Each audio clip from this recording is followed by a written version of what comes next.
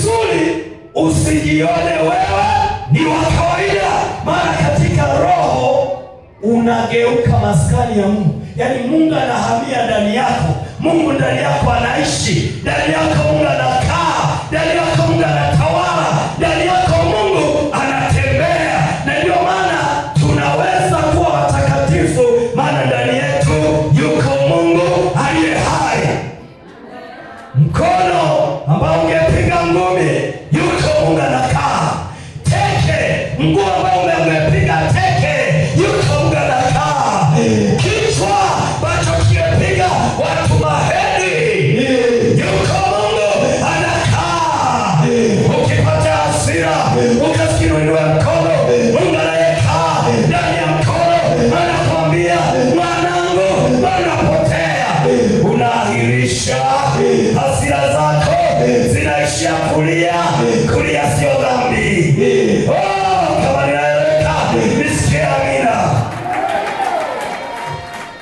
Leo tuna Wapentekoste wengi hawana Mungu ndani yao, wana dini. Dini haitakusaidia. Umekuwa mtu wa dini, dini haitakusaidia.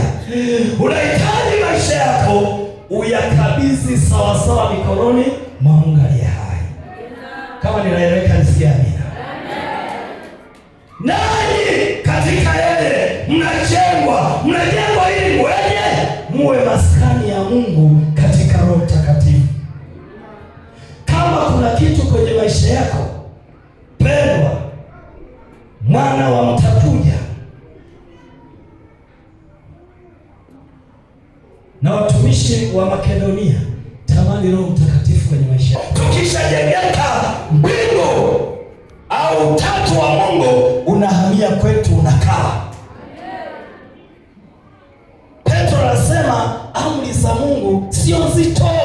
Kwa nini? Tukiwa na Mungu ndani yetu, kila kitu tunawezeshwa, kila kitu ni rahisi. Leo tuna Wakristo ambao wokovu ni kama mzigo kwao. Shida ni nini? Ndani yao Yesu, Mungu na Roho Mtakatifu hawana nafasi. Ndio maana wokovu unakuwa mzigo, wokovu unakuwa mgogoro. Lakini Mungu akiwa ndani yetu, kila kitu kinaonekana ni chepesi, kila kitu kinaonekana